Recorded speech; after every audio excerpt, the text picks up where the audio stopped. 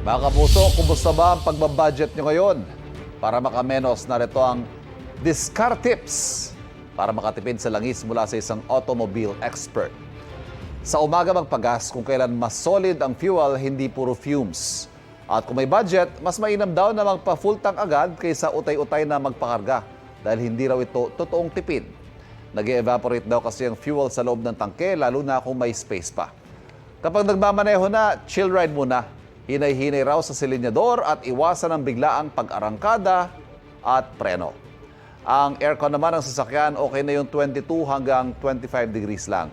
Mahalaga rin na lagi nasa kondisyon ng sasakyan. Halimbawa, tamang tire pressure at regular ang pagpapatune-up at oil change. Ang ilang driver, ganito naman ang nagiging diskarte ngayon.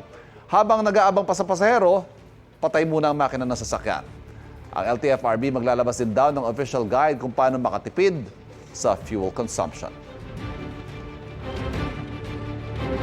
Kapuso, huwag magpapahuli sa latest news and updates. Mag-iuna ka sa balita at mag-subscribe sa YouTube channel ng GMA Integrated News.